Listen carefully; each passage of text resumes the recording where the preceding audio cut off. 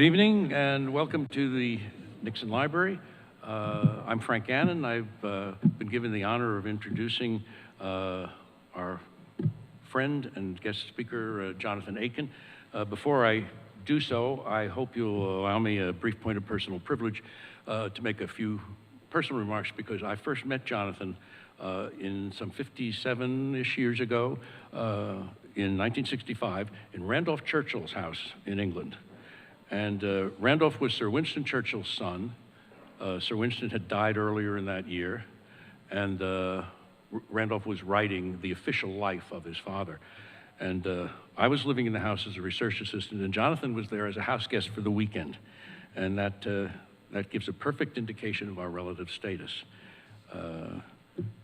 Jonathan's life and career have been nothing less than Churchillian or Shakespearean or Nixonian, as you look at it, beginning with youthful promise, marked by great achievement and accomplishments and contributions, and tempered by triumph and tragedy. And Jonathan has come through all of it with aplomb and wit and humility and good grace and now grace. Just out of Oxford, Jonathan was a young meteor who lit up the sky of journalism and the early days of British television. His was the first face seen on the first program broadcast on Yorkshire television, one of the first regional television channels. As an intrepid and adventurous journalist, he covered civil wars wars in Biafra and Vietnam and the Middle East. And having been there and done that, he went to the City of London and became the director of a merchant bank. He entered politics in 1974 and as a conservative member of parliament. And in 1992, he was appointed Minister of State for Defense. And in 1994, he joined the cabinet in the exalted role, office of Chief Secretary to the Treasury. His political career ended when he told a lie in a libel action. And he pleaded guilty to charges of perjury and served a 7-month prison sentence in 1999. All the while he was writing, and his 16 books include one of the handful of best books about President Nixon, and the only book with which the former president cooperated, and that's Nixon, A Life, published in 1996 and updated in, I think, 2015. There's a terrific Kindle version available with very responsive and user-friendly footnotes. His 2013 biography of Margaret Thatcher, Personality and Power, is readable and insightful and highly recommended. More recently, Jonathan has been the author and co-author of some groundbreaking studies on prison reform. Links to all of these and more can be found at his website, which is jonathanaitken.org. More recently, in 2018, Jonathan was ordained and is now a priest and part-time prison chaplain at His Majesty's Prison, Pentonville. If you find yourself in London on a Sunday morning, you will find Jonathan either at St. Peter's, Notting Hill, or St. Matthew's, Westminster, where he serves as an assistant priest and celebrant. So please join me in welcoming a writer, a politician, a prisoner, a polymath, a priest, and not least, an old and loyal and good friend of the Nixon family, of Richard Nixon, the Nixon family, and the Nixon Library, Jonathan Aitken.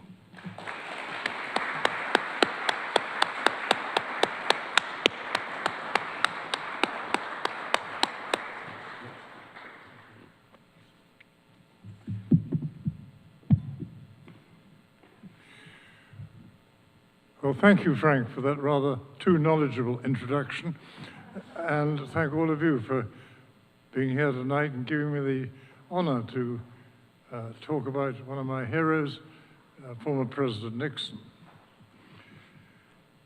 It was almost 32 years ago that I put down my author's pen, feeling exhausted, but also exhilarated, and having thought that a mission had been accomplished because I had just written the final sentence of my 760-page biography of President Nixon. After over 4 years of hard but enthralling work, the greatest endeavor of my life up till that moment was finished. Phew, I said to myself. Now, in literary circles, there's a joke that goes, Every great man has his disciples, but all too often it's Judas who writes the biography. Well, I hope that I was neither a betraying Judas biographer nor a preaching to the choir hagiographer. Indeed, I rather suspect that one of the reasons why Mr. Nixon encouraged me to write his life was that until the 1980s, or 90s, I think, Nixonian literature had oscillated between campaign biographies, which were sugary, and post-Watergate biographies, which were spiteful or worse.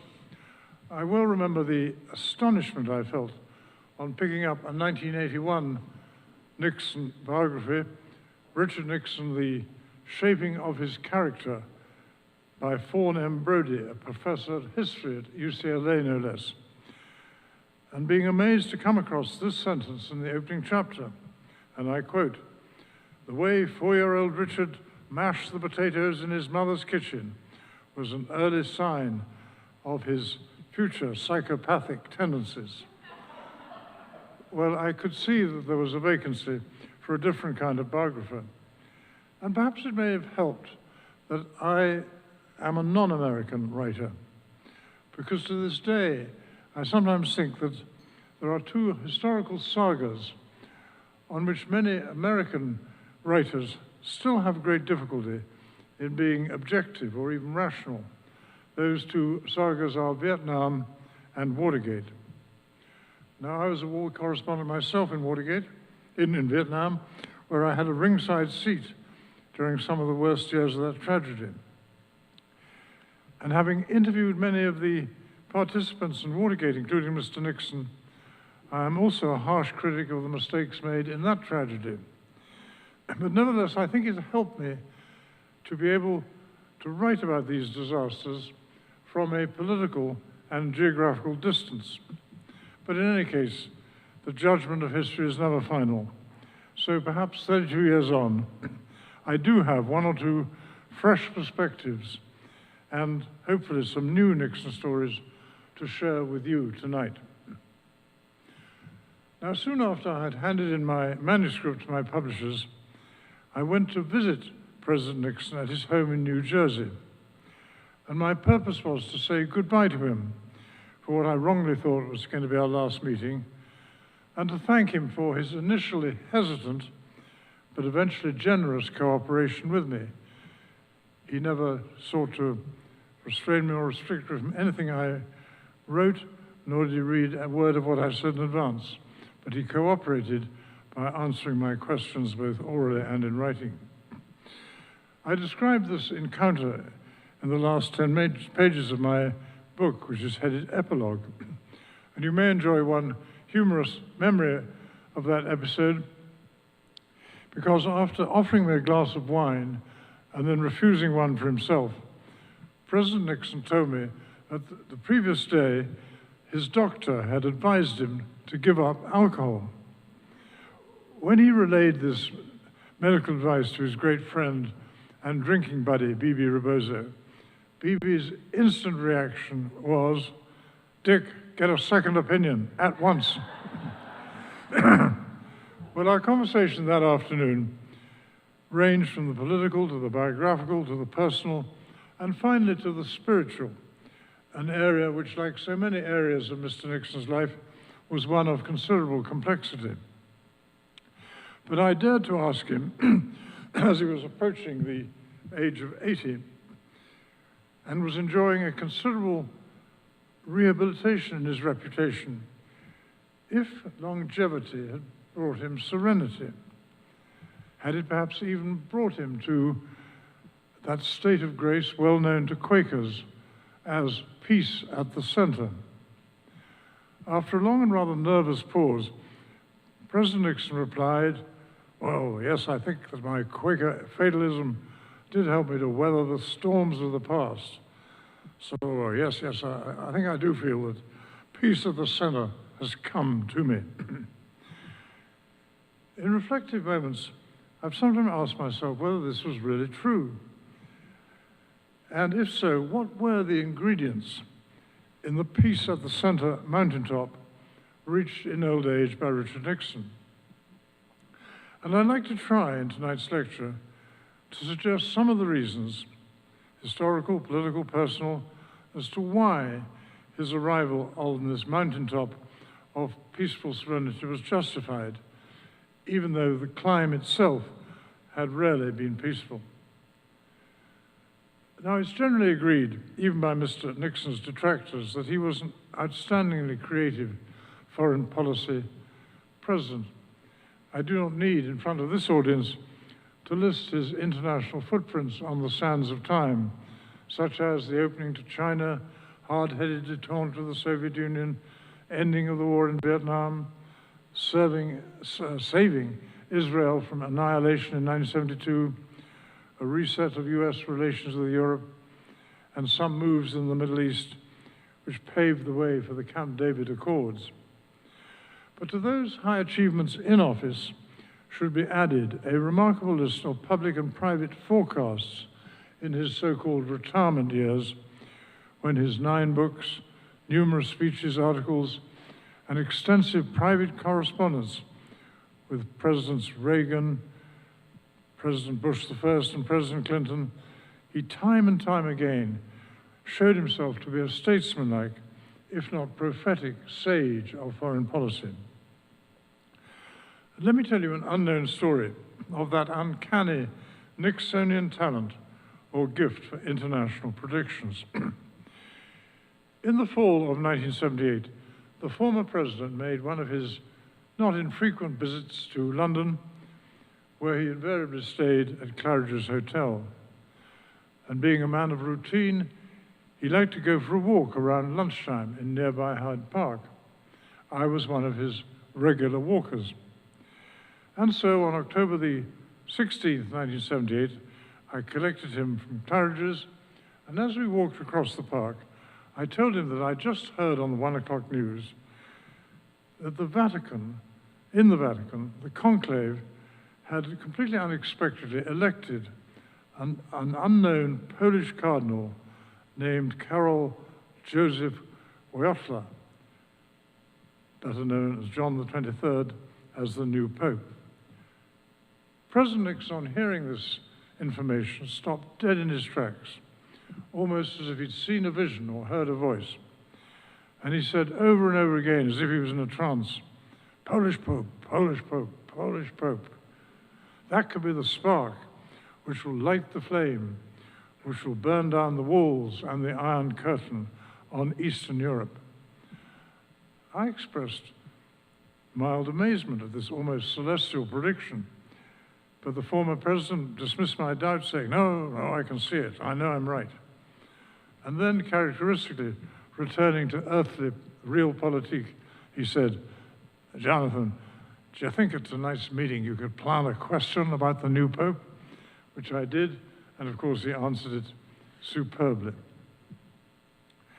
Now, like many a prophet of old, President Nixon was sometimes more honored in countries other than his own. I recall one example of this in 1992, which in its aftermath also resulted in that rare jewel, a spontaneous, original, and amusing Nixon joke. The occasion was a spectacular banquet laid on by the Atlantic Richfield Oil Company, or ARCO.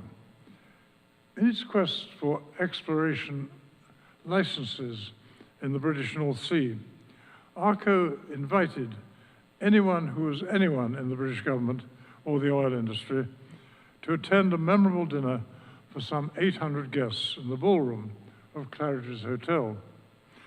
And one ingredient which made this evening so memorable was that the after-dinner speeches were delivered by not one, but 2 presidents of the United States.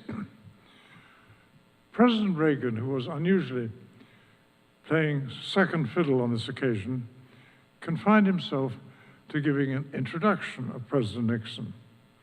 Reagan was at his most winsome, anecdotal, and charming. He began, "Ladies and gentlemen, as Henry VIII used to say to each of his 6 wives, I won't be keeping you long."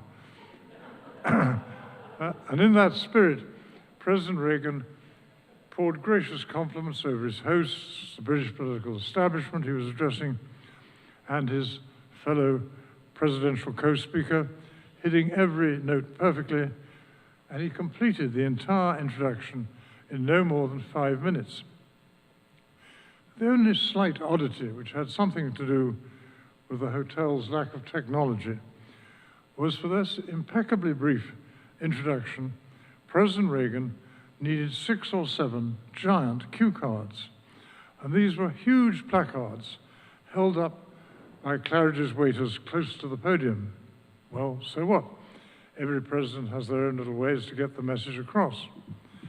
However, President Nixon, by contrast, held the audience spellbound for over 45 minutes as he went on a magisterial tour d'horizon around the world, talking about East-West relations, the latest developments in China, inside stories from the Kremlin, the rising importance of the oil-rich states in the Middle East, the coming threats of international terrorism.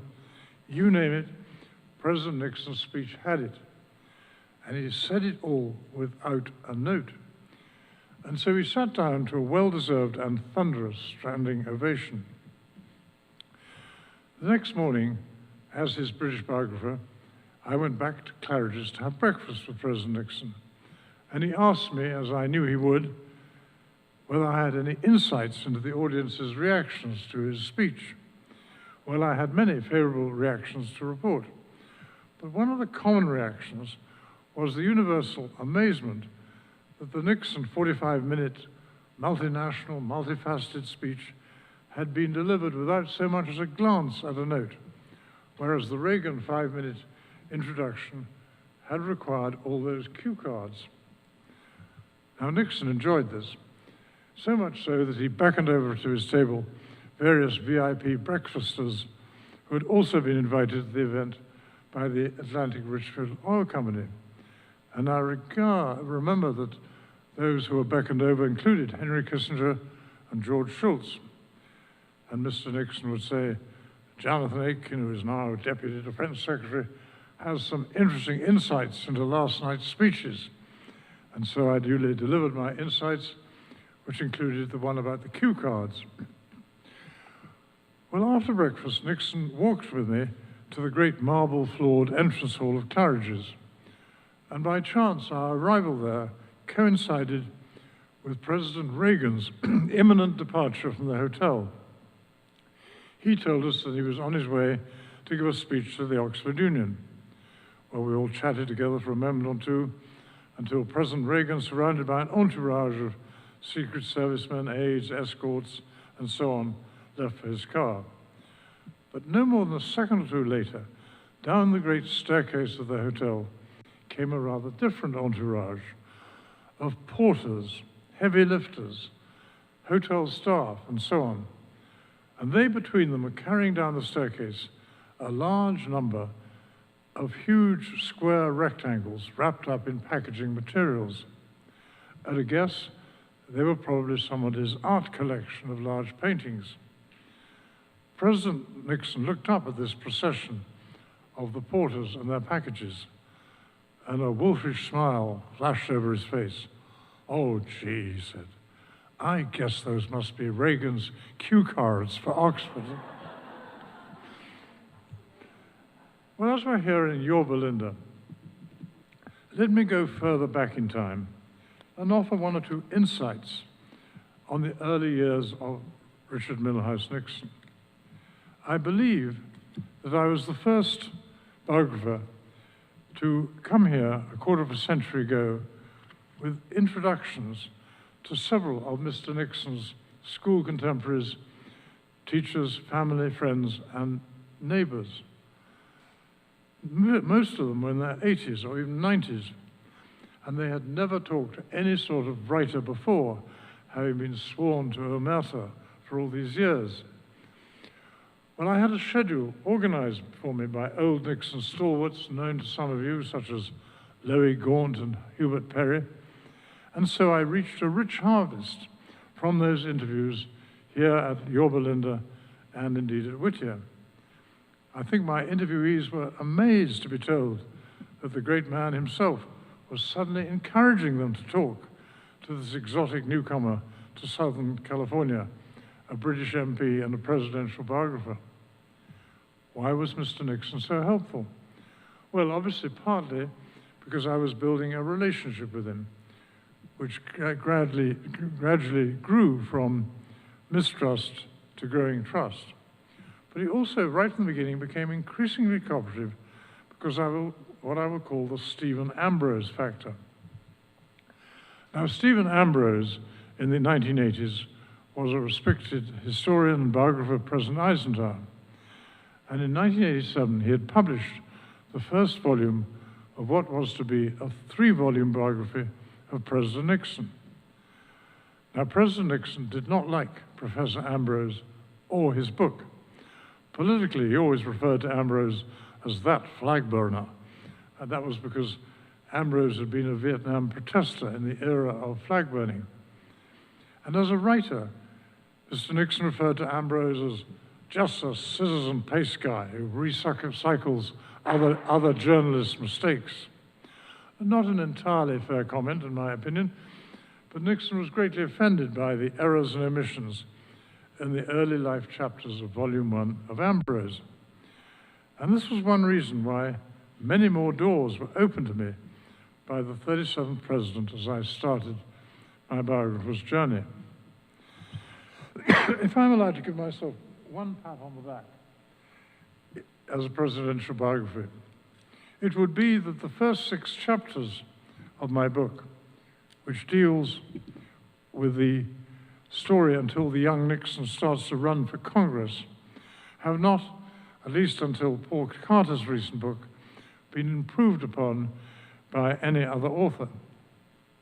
And one strange and not entirely welcome voice agreeing with that view came from Oliver Stone, who once told me that he had relied heavily on my book for parts of his biopic Nixon because it contained far and away the most authentic material on the early years and family background. As I came to deplore much of the hate-filled fantasy nonsense of the Stone movie, I saw this as a decidedly backhanded compliment from an improbable source. Now, the greatest coup of the early life chapters of my book, which owed nothing to cooperation from the Nixon camp, was due to sheer biographer's good luck. I succeeded in interviewing a lady who had been well known to have been the former president's steady girlfriend during his college days at Whittier. Her name was Ola Florence Welch, the attractive daughter of the Whittier police chief. Needless to say, I got no help from Mr. Nixon in tracking her down. But by luck, another Whittier student from the 1930s whom I'd interviewed knew that Ola Florence was living in rural Arizona, and he gave me her number. So I called her, and she gaily responded, "Hey, for most of my life I've been expecting to get a call from some reporter or another wanting to ask me questions about Dick, but you are the first one. Why don't you come on over?" So I flew to Arizona and stayed the night with 80-year-old Ola Florence Welch and her husband, Gail Jobe, who had been in the Whittier football team with the young Dick Nixon. And both of them were full of interesting memories of their celebrated contemporary, so we had a great dinner. Early in the morning, Gail Jobe had to leave to go to work in a nearby gas station, and I was left alone with Ola Florence. And suddenly, over breakfast, she said to me rather coyly, "I've got all Dick's love letters here in this biscuit tin. Would you like to see them?" Well, you bet I would. So for the next 2 hours, I pored over most of the contents of that biscuit tin. The letters were fascinating, but poignant. I took as many handwritten notes as I could in the time available, and quotes from some of those letters do appear in my book. But the big picture story that emerged was that as teenagers, Ola Florence Welch and Richard Nixon had been deeply in love. So much so that on the night of June the 10th, 1933, they promised to marry each other. And they took this mutual promise seriously, and they began saving up to buy a wedding ring. Dick gave his spare time, dimes, quarters, and dollars to Olaf Lawrence to put in a money box, which she called the ring money box. But then, after 3 years at Whittier, Dick won a scholarship which took him to study law at Duke University in Northern Carolina. But the love letters kept flowing, intense on his side, perhaps less so on hers. For while Dick was away, Olaf Lawrence started to play with Gail Job, a handsome fellow student and star of the Whittier football team. His father was a rancher, socially a notch or two above her fiancé's father, Frank Nixon, who was a grocer. By the time Dick came back from Duke, he found he had competition and that he was losing in the competitive race for Olaf Lawrence's affections. Like Nixon, the older politician, Nixon, the young suitor, did not give up easily. He fought back. He wrote shoals of emotionally charged letters, complaining bitterly, often with self-pity, of Olaf Lawrence's betrayal of their engagement. But eventually had to concede defeat when Olaf Lawrence sent back the contents of the ring money box. Dick then sent her one last heart-rending letter congratulating Mr. and Mrs. Gail Job on their forthcoming wedding, and that was that. Now you might well ask, why on earth am I spending time in this lecture highlighting youthful love of her that went wrong? Indeed, so badly wrong that it was clear from the letters that Dick's heart was broken. Well, there is a reason. If I had to highlight one or two fault lines which flow from his early years to his White House years in Mr. Nixon's life, they would be, first, a deep-rooted flaw of personal insecurity. Secondly, linked to it, an almost paranoid inability to trust people. And thirdly, camouflaged by mysterious moments of self-doubt and low self-esteem were those previous characteristics.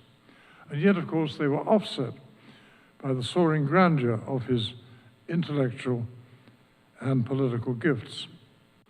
Now, all this combines, in my opinion, to create a character of Shakespearean complexity.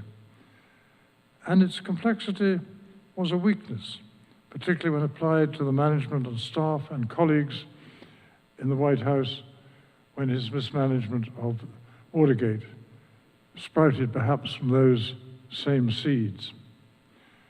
Did those weaknesses start from the scars of pain he bore in his early years, from losing two brothers to the killer disease, TB? Or could it have sprung from the growing hard-scrabble poverty at the unsuccessful grocery store run by his volatile father, Frank?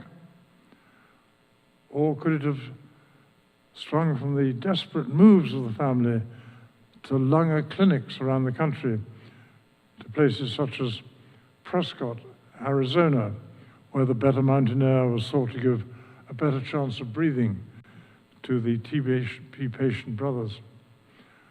Or could the broken engagement with Olaf Lawrence have been a major contributor to his insecurity?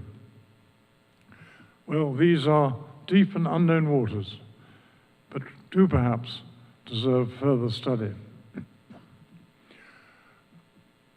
When I started out my biographer's journey, one or two people warned me that Mr. Nixon was a cold, calculating, manipulative man who would use me as cleverly as he had used others. Not true as far as I was concerned. There's an old French proverb, no man is a hero to his valet, to which some cynics have added, or to his biographer.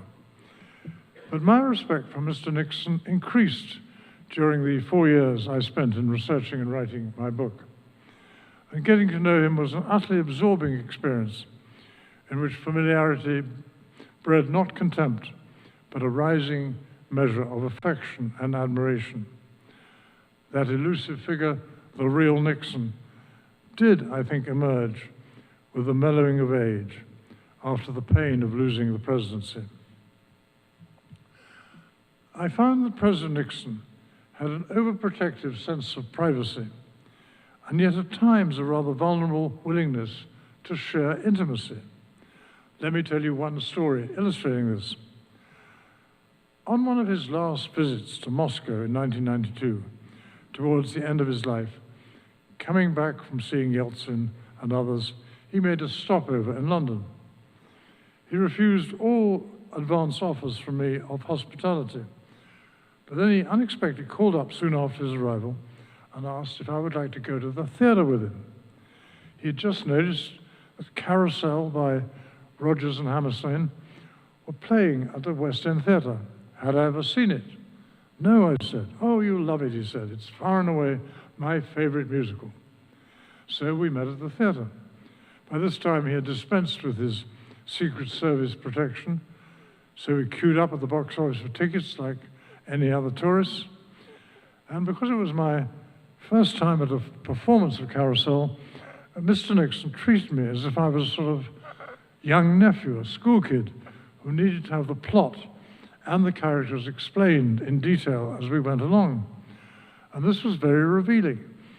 The most interesting revelation came when Mr. Nixon whispered to me the leading young man in the musical, Billy Bigelow, was a dead ringer for his brother Harold.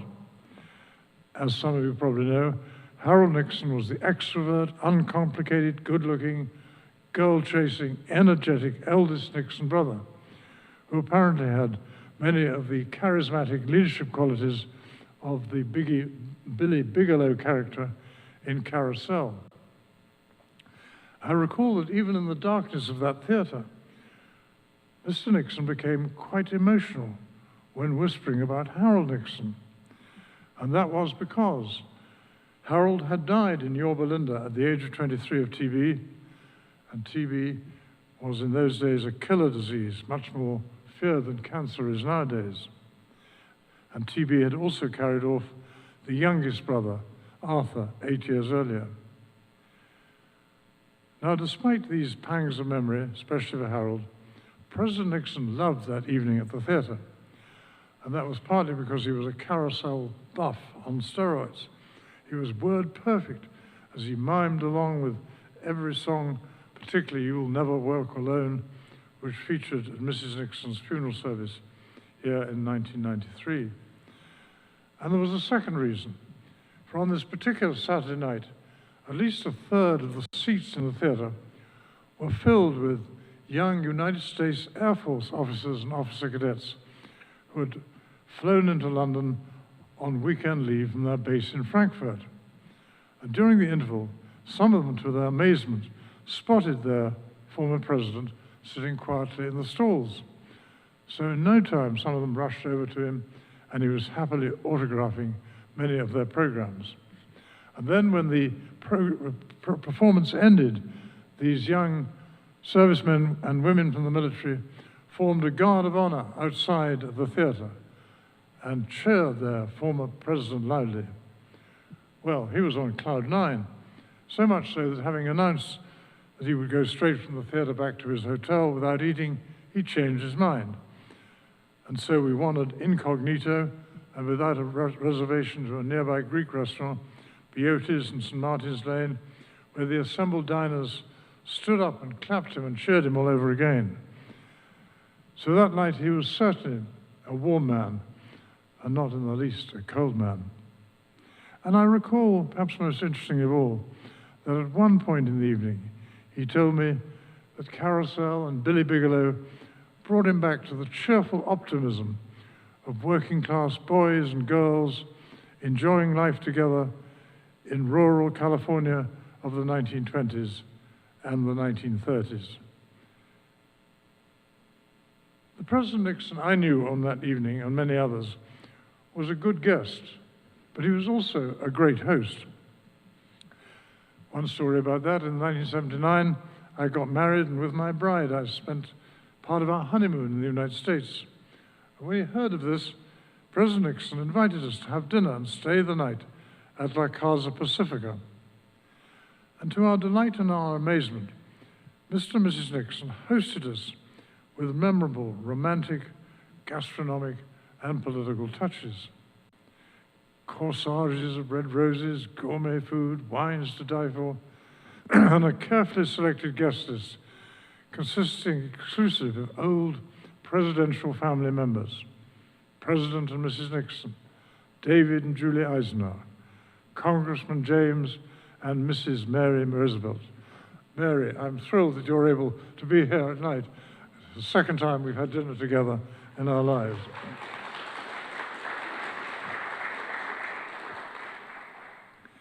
Well, it was a night to remember. Now, perhaps some of you may be thinking that this lecture, with its pastiche of personal memories, is rather too superficial. So let me head towards my conclusion by asking 3 rhetorical questions which may interest all students of the life and times of Richard Milhous Nixon. What made him so remarkable? How will history judge him? And a personal one to myself, why did I find writing his biography such a fascinating and enjoyable mountaintop experience? The first question, what made Richard Milhous Nixon so remarkable, could be answered in a multitude of different ways, but here are 3 of them. My first answer is that throughout his life, he had an almost superhuman capacity for sheer, hard, dedicated work.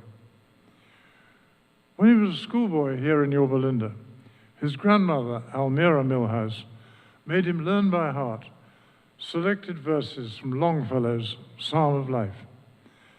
And one of them read, "The heights that great men reached and kept were not attained by sudden flight, but they, while their companions slept, were toiling upwards in the night." Now, at every stage in his life, President Nixon, young Dick Nixon, did a huge amount of toiling upwards in the night.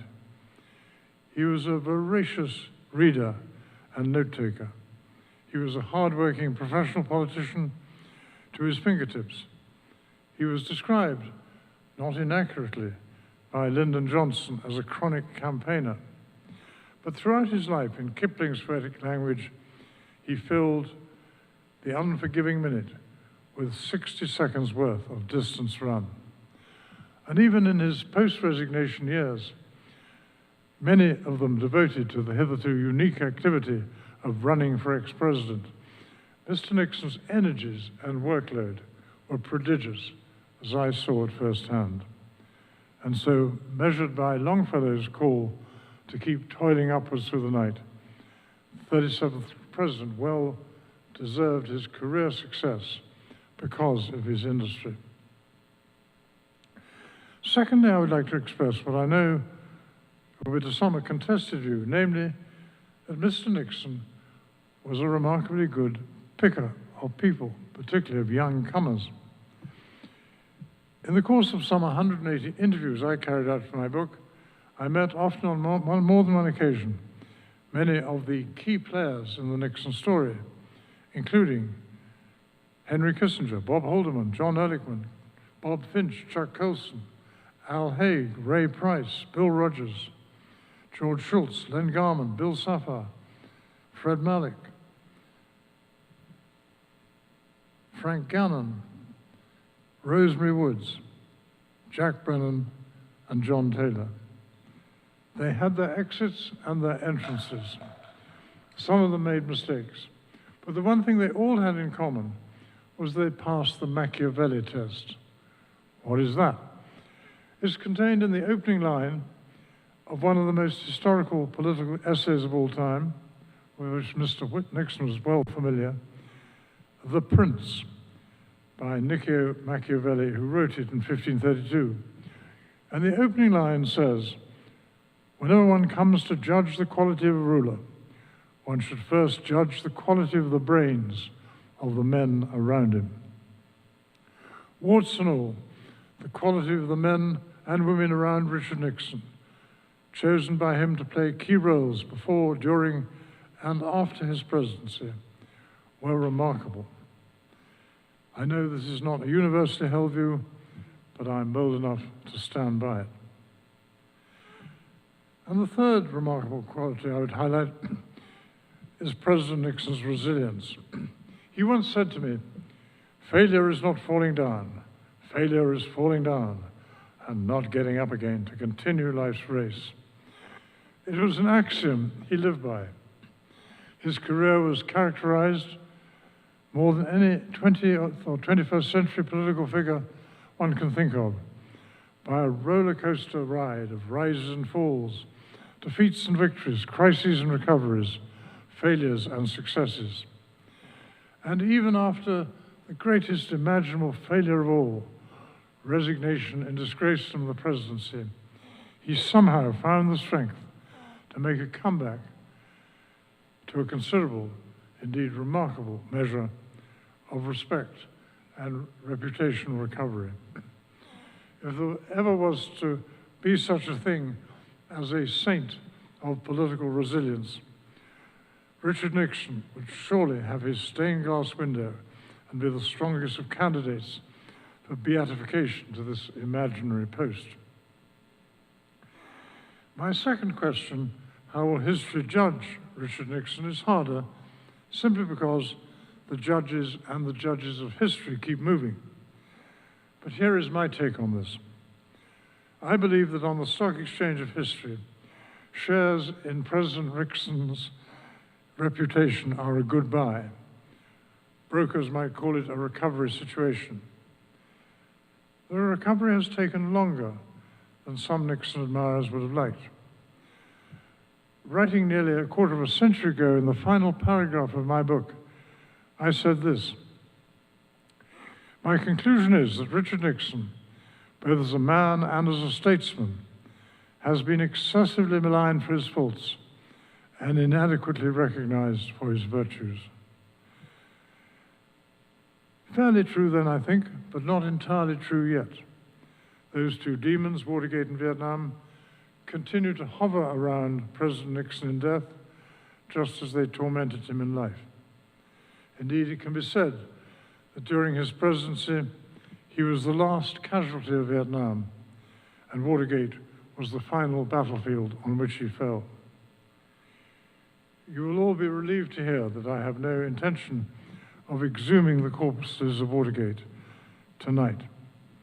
After all, the Watergate industry is surely dying, as are its few surviving participants, and as are the locust swarms of journalists and conspiracy theorists who have made Watergate their meal ticket for nearly half a century. So we must by now surely be living in the post-Watergate era. And this, I think, means that the pendulum of historical revisionism is already starting to swing away from President Nixon's negative flaws and failings and towards his positive achievements and strengths. And those must surely, sooner or later, surely include the rather neglected domestic achievements of his presidency, such as creating the Environmental Protection Agency, desegregating Southern schools, the war on cancer, and ending the draft. So I predict that the swing will accelerate in the decades and centuries in which the world will continue to be studying the story of the life and times of Richard Nixon. And this brings me to the final rhetorical question which I posed to myself. Why did I find writing president's biographies such a fascinating and enjoyable mountaintop experience? I don't think so. The answer is simply that I believe I caught something in the way of glimpses of his greatness. Many of those glimpses were to do with his foreign policy achievements in the geopolitical area. I believe, as I've hinted already, that he had an extraordinary talent, almost a gift of second sight, for predicting the unseen future consequences and the invisible knock-on effects of great events. Where did this gift come from? Did he acquire it during those 8 vice presidential years when he gained priceless diplomatic insights and knowledge while touring the world? Or did it come from the tutorials he received from President Eisenhower's great Secretary of State, John Foster Dulles? Or did it come from his own meetings and conversations and his ability to read the motives and next moves of giants of history such as de Gaulle, Khrushchev, Brezhnev, and Zhou Enlai? All these are valid suggestions. Yet my deeper instinct suggests that the first-term Congressman Nixon, who so fervently supported, against the wishes of his constituents, the Marshall Plan revival in post-war Europe, or even the younger congressional candidate, Richard Nixon, addressing Kiwani and Rotary clubs in Orange County in the 1940s on the need to stand up strong against the Soviet Union's encroaching ambitions. Right from the beginning, he had second sight on world affairs, which came from more powerful sources than diplomatic or political experience. The word complex is an overused adjective to describe Richard Nixon. But perhaps there may be simpler explanations for both the good and not so good sides to his character. At the risk of sounding a trifle mystical, I would suggest that in his beginning was his end, and in his end was his beginning. What I mean by this is that the early years of the young Nixon and the post-resignation years of ex-President Nixon can give us some of the strongest clues and the best clues to both his greatness and his weaknesses.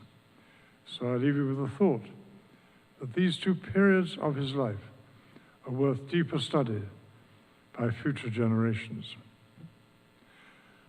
Perhaps no one will ever fully understand Richard Milhous Nixon, but I hope I have said enough to you tonight to show how much I admired him, how faithfully I tried to understand him and to portray him, and how proud I am to have been his British friend and biographer.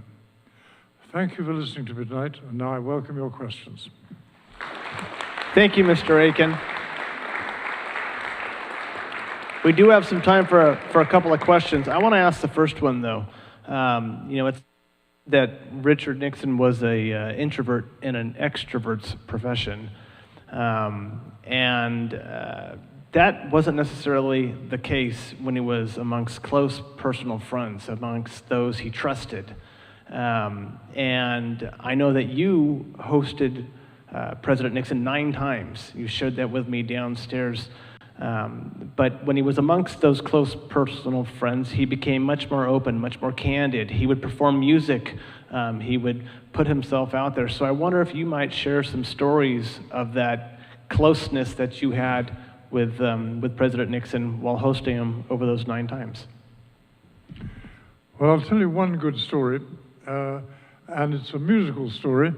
President Nixon did have a musical gene, a musical talent. It's fairly well known that he was quite a good pianist. It's less well known that he had a fine young baritone voice. But in his public life, he very rarely showed these.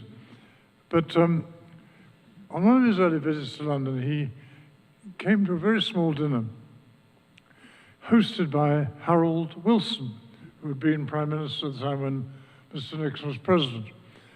And Harold Wilson, not a well-off man, pushed the boat out and hired a private dining room at the Dorchester Hotel, which the only attendees were the president, the ex-prime minister, Marcia Faulkner, Wilson's longtime aide, and myself, plus who had a walk-on part, a Dorchester waiter. Anyway, the evening gets going, and I won't say the conversation flagged a bit, but I think Mr. Nixon sort of had to prod Prime Minister Wilson, and he said to him at one point, "Now tell me, Harold, what are you doing these days? How are you keeping yourself occupied? Are you writing some great tome? Are you launching some new political party or something like that? And it's starting a new campaign?" And Harold Wilson, rather unexpectedly, said, Well, Dick, as a matter of fact, I'm spending most of my time with Gilbert and Sullivan. And that was because he was working to try and keep the copyrights of the D'Oyly Carte Company. Anyway, the mention of the words Gilbert and Sullivan, Mr. Nixon perked up. And he said, oh, Gilbert and Sullivan, I love Gilbert and Sullivan. I was assistant stage manager at Whittier College for the performances of Pirates of Penzance and HMS Pinafore. Wilson, not to be outdone, said, oh, Pinafore, I love it. I'm word perfect on Pinafore. So am I, says Mr. Nixon. And then these two elder statesmen struck up one of the most famous songs of Gilbert and Sullivan, which is a satirical song called When I Was a Lad. And it's all about a civilian politician who rises mysteriously to one of the highest military officers in the British historic lineup, First Lord of the Admiralty. And suddenly, so one or other of them pipes up, and I'll do my best musical. When I was a lad, I served a turn as office boy, as an attorney's firm. I swept the windows and I polished the floor, and I polished up the handles of the big front door. I polished up those handles so carefully that now I am the ruler of the Queen's Navy. Well, it goes on for something like 14 verses. And these two elder statesmen pounding on the table were word perfect in both of them. How I wish I'd had a tape recorder. The orchestra waiter, I said, had a walk-on part. Finally, when this very long song ended, the orchestra waiter was on cloud nine. He leapt up, clapped his hands, he said, Mr. President, magnifico, benissimo.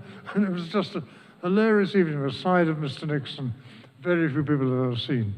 That's my answer. Our next question, middle section to your left, sir. I recall in one of your earlier talks here in late 2015, you also spent, in addition to President Nixon, you spent quite a bit of time talking about Prime Minister Margaret Thatcher, whose name has not come up tonight, I don't think. So I wonder if you'd comment on her and your relationship. Yes, I, as it happens, was the person who introduced Margaret Thatcher to President Nixon. And it was a time when Margaret Thatcher was only just being elected leader of the Conservative opposition in quite controversial circumstances, with a lot of knives still flashing near her shoulder blades, not least wielded by her that opposed Edward Heath. And she was an unknown person, and on the whole, not highly regarded at that moment. But I fixed a meeting for the two, and they hit it off absolutely instantly. Talked for an hour, and when he came out, Mr. Nixon said, she's got it. She'll be a great leader. She's really got it. She's seen things. She's got the steel. She was later called the Iron Lady, but at least Mr. Nixon spotted that she'd got steel. And when she was Prime Minister, at least 2 or 3 times on his visit to London, he went in to see her. I think once he was photographed on the doors of Downing Street, but on the whole, he just saw her privately, and he was very strong when the preparations for the Gulf War were going on, of strengthening her already pretty iron resolve to go ahead with that. And they corresponded. This must be somewhere in the, but it was an admiring relationship on both sides, and but I think Mr. Nixon was one of the first to spot her as a Prime Minister of potential greatness. He got that one right, as he so often did. From the back row, sir. Oh, may I? Thank you for asking that question, sir. I actually am also a fan of Mrs. Thatcher. Thank you. My question would be about you as a writer. How did you know that you had a talent for writing other people's biographies, and what was that process for you when you decide that this is the person I want to write about? How did I know? Well, I wasn't sure I did have it. I was a journalist for some years, and I'd written 4 or 5 rather bad journalistic books. One of them was reviewed by Time magazine with the line which I cringed as I remember it: we'd have liked the author, Mr. Aitken, rather more if he'd liked himself rather less.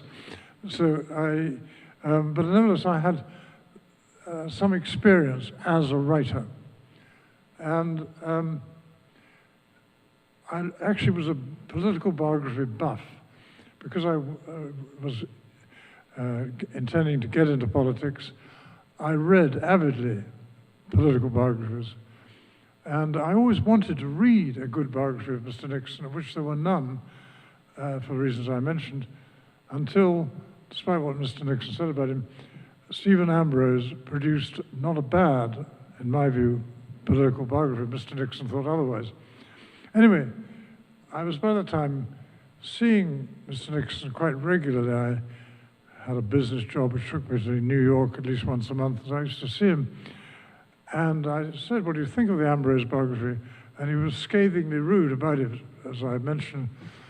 And I then had the idea, since no one had written anything remotely resembling a balanced biography of Mr. Nixon, that maybe I should volunteer myself. So I wrote to him and said, would you cooperate? And the cooperation was not instant. He fussed about it and talked about how we would do it.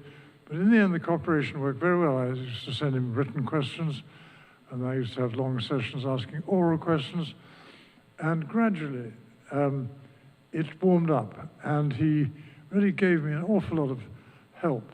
And although he never asked to see the book before it was written, never attempted to influence it, he was an amazing contributor, really, to my biography just by being cooperative. There was something rather mysterious and interesting he said to me at one point, towards the end.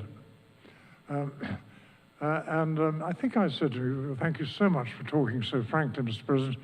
I'm so grateful that you're talking this way. And he said, well, yeah, it's a sort of like Andre Maurois. Cryptic comment. But by that time, I was just enough on the ball about Mr. Nixon's life to understand, get the clue, which was an obscure one, but it may interest you. Andre Maurois was a great French statesman. And among his many jobs for de Gaulle, being Minister of Culture, in the early days, he'd been to China, and he got to know Chairman Mao. When Mr. Nixon knew he was going to China, he tried to get hold of anybody you could find who had actually known Chairman Mao. And he realized, was informed by his briefers, that old Andre Maurois, then about 96, had known Chairman. So Mr. Maurois was sent for, and he came all the way from Paris and got into the Oval Office.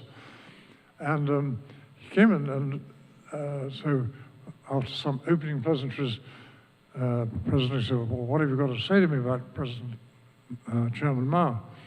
And Andre Maurois replied, well, Mr. President, the first thing I have to tell you is that when Chairman Mao speaks to you, he will not be speaking to you. Well, that seemed a pretty odd and startling thing to say. So Mr. Nixon said, well, what do you mean? I mean, who will he be addressing?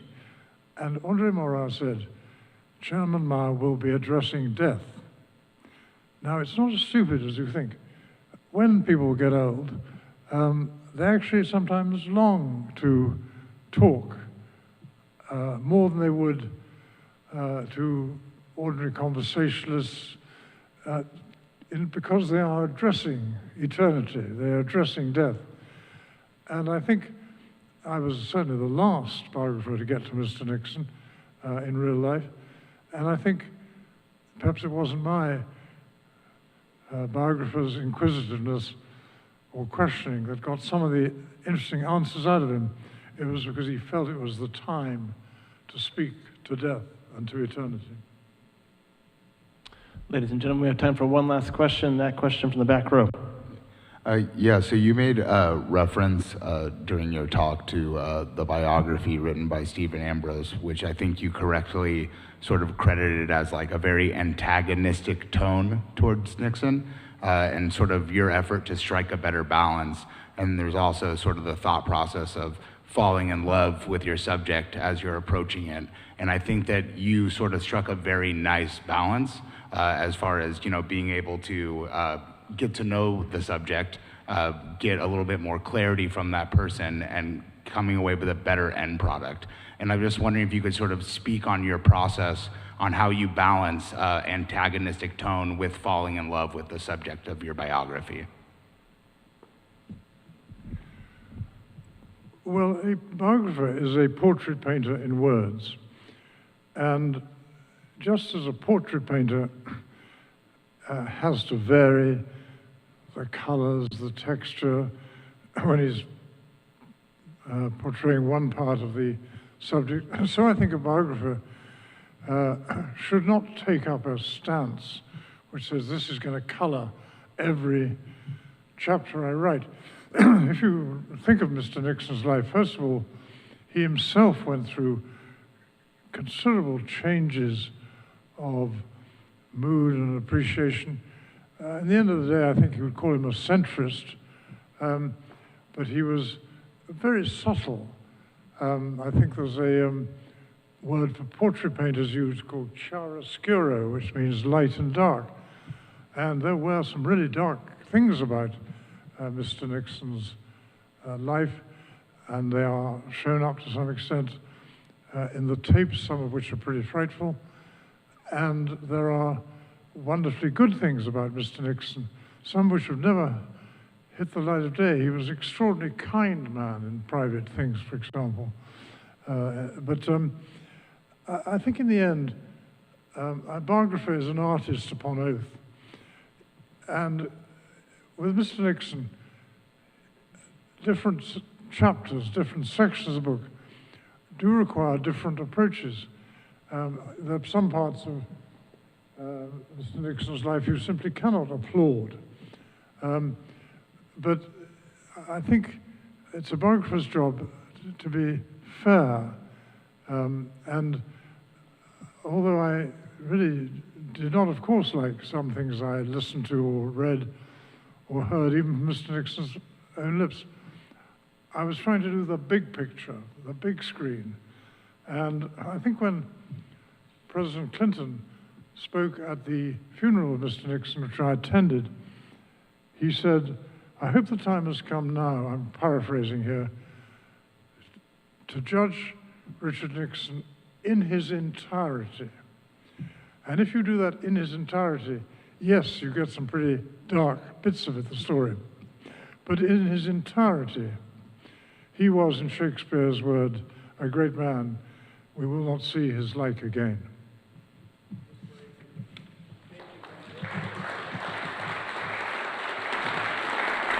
Sir, it's an absolute pleasure and honor to have you today. Ladies and gentlemen, that concludes our program. We'll see you next time. Thank you for coming. Good night.